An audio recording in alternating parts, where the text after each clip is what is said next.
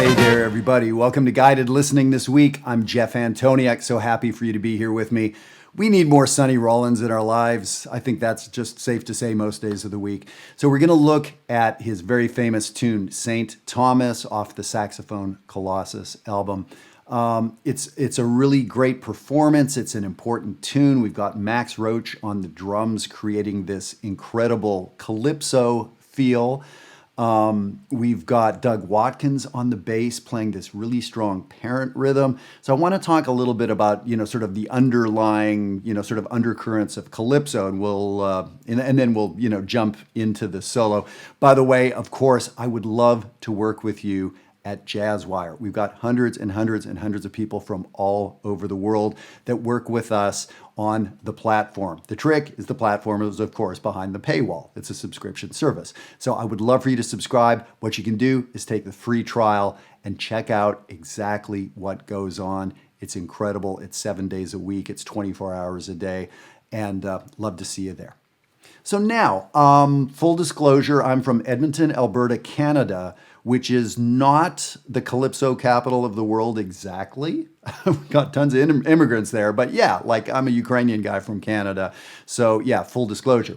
Yes, I've studied ethnomusicology and all of that, but no, I'm not an expert in Calypso music. But I do know, here's what you need to know about Calypso. There's all these great rhythms and we know it when we hear it, but how would we create it, right? We know it when we hear it.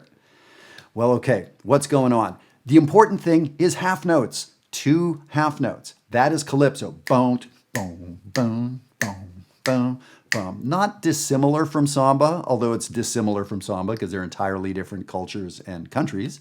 But the half note feel.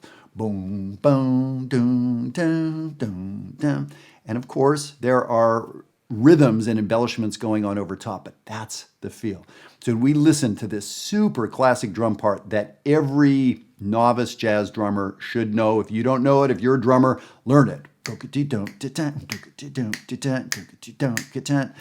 the bass drum's going boom, boom, boom, boom, boom, as the other stuff goes on over top. The bass line is mostly half notes. If you're a bass player playing Calypso, what you should be thinking is everything's a half note except for when I embellish something. Boom, boom, boom, boom, boom, boom, boom, boom, boom, boom, gong, gong, gong. So on, off. So we'll hear Doug Watkins doing some of that, where he'll do a little syncopation. One is it's an embellishment, a little rhythmic kick, but very often he lines it up with the melody. And so he'll find those little moments to connect with the melody. But it's half notes. Half notes. Beat 1, beat 3. So as we listen to this, and you're listening to this great feel and the vibe, understand the simplicity that's going on underneath. And I don't mean simplicity as in, oh, that's easy, it's just half notes. To make those notes have momentum is a huge, big deal. So what you should be thinking is, oh, I had no idea the underlying part is so foundational and strong, and how did they make it sound so sassy and so much attitude, and how does that make me want to dance? That's the question, not, oh, that's so simple, next video. Yeah, that's not the way to do it. Next video is never, by the way, the right answer when you're watching one of my videos. Okay, so let's listen to some Sonny Rollins here. We get to hear him, Tommy Flanagan, great drum solo. It goes from this Calypso thing to swing, so there's a lot of interesting things in the performance. Here we go.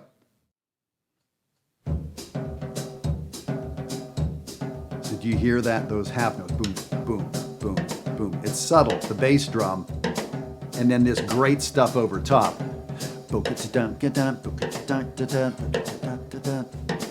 Beautiful. And here comes Sonny.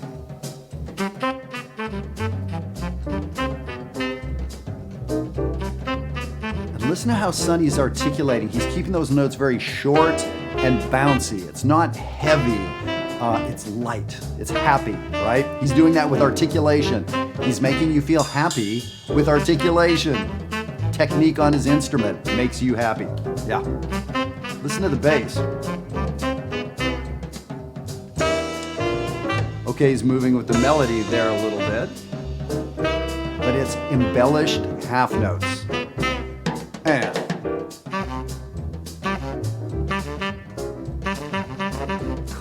classic solo beginning. Voice leading. What you're hearing is incredible voice leading and incredible rhythm. Comes back to it there, motivic. Still on that idea. He's 25 measures into his solo and he's still using that idea. And bebop, right? Is he playing Calypso language? Not exactly. He's playing the hell out of some bebop.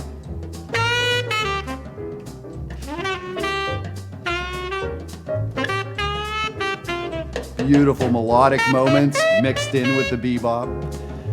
And what's Max Roach and Doug Watkins doing? Same thing they were doing at the top. Half, half, half, half, half, half.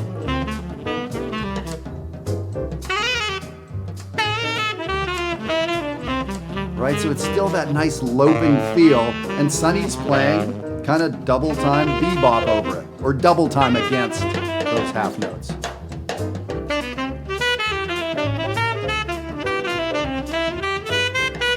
Great articulation there. Dun dun dun dun dun.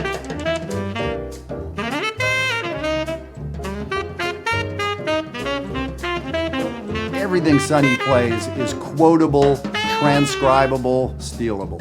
So, okay, we're into a drum solo. And he's starting off, that's his groove.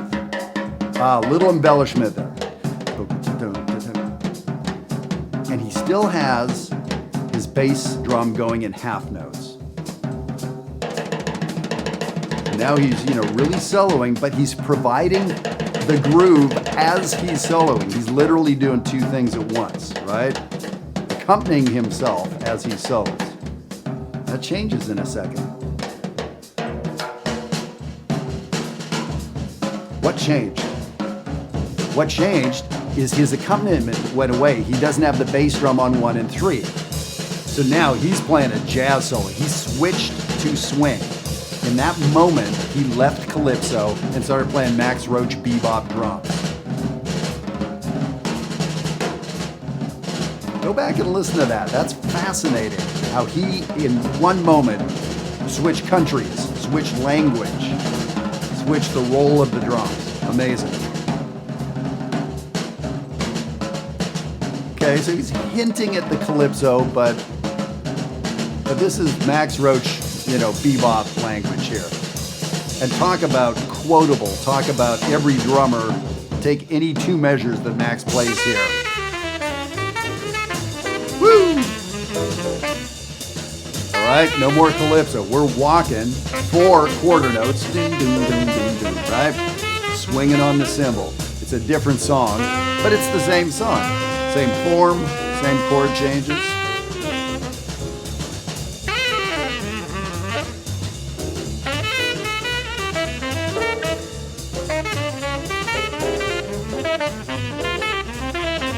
And Sonny is just, again, playing all this incredible language.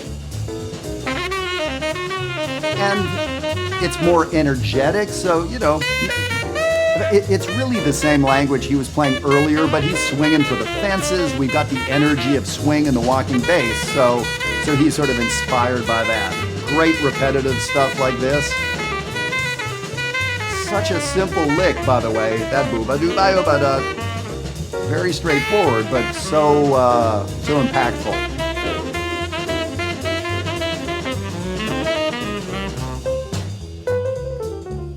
All right, and did you hear that big volume change?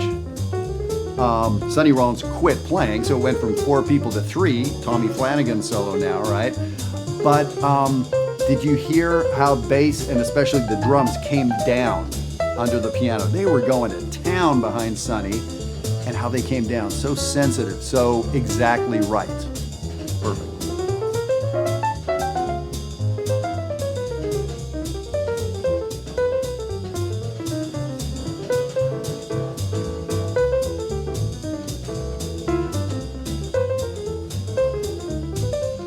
Yeah, beautiful stuff. And again, excellent bebop language. They're playing straightforward bebop over the chord changes to the song St. Thomas.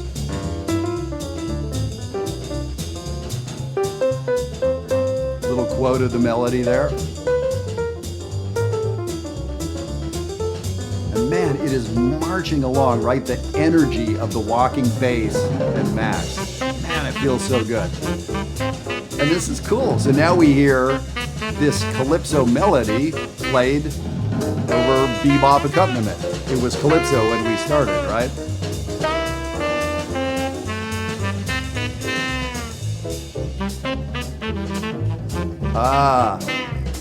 And now we shift back to Calypso. Really cool. How did that happen? I'm going to say the biggest thing was the bass going from Walking 4 to Calypso 2, and then of course Max Roach. And then Sonny Rollins with that amazing doo-ba-boo-ba, great bend and breathy thing that he does on that final C concert. Wow. Okay. Yeah. So that's a classic, and I'm so glad I've been back listening to that. That's a song that we're doing inside Jazzwire in the Blue community. So when you come into Jazzwire, I hear everybody play. I need to hear you play. I can't teach you. We can't have a good discussion if I don't know who you are and how you play and what instrument you play and all that. So everybody sends in a little recording of themselves playing. And the more advanced folks hang out in the Blue community. The more intermediate people hang out in the Red community. Novices, people that are newer to jazz, hang out in the Green community. And it's not dissimilar from when I was in university. No one told me, go into that hallway and hang out with those guys. But we sort of sort ourselves out, right? And now the best conversations for us often happen with our peers or folks just a bit better than us, if you think about it, right? I could go to an elementary school today and have a lot of fun, but like the second graders aren't going to be super compelling to me. I'm not going to learn a lot, but I'm going to get to be a mentor and have fun. And that'll be a great day, right? I could go to Oxford University and sit in on the quantum mechanics class going on right now, and that would be like really inspiring to me, but I'd have nothing to add, right? So, that's cool. I can look over the fence. I can be inspired. I can look at those wonderful people and those ideas and, and feel good about humanity, all that, right? But it's like, it's not quite the right conversation for me. Or what if I got to hang out with other pros who have been doing this for 30 years and hang out with them? That is a blast because I get what they're saying. You understand it, right? So that's why Jazzwire is set up this way. It's not to create a bunch of fences and rooms. We can always move between communities. That happens constantly every day. But I recommend to you, hey, you're more of a Red community person. Take that Red community lesson this week. We're working on Pent Up House, another Sonny Rollins tune. Hang out there. That's where I think you're going to find the coolest conversations. But man, totally go to the Blue community. Totally go to the Green community and act more like a mentor or just have fun on that song they're doing, which, by the way, is Perdido, Duke Ellington.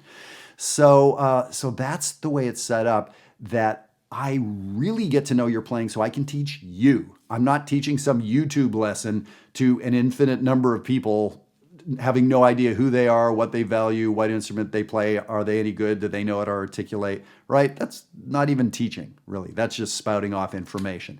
So I'm interested in teaching. So that's what we get into inside Jazzwire. So please sign up for the free trial. You can take all the lessons for a month.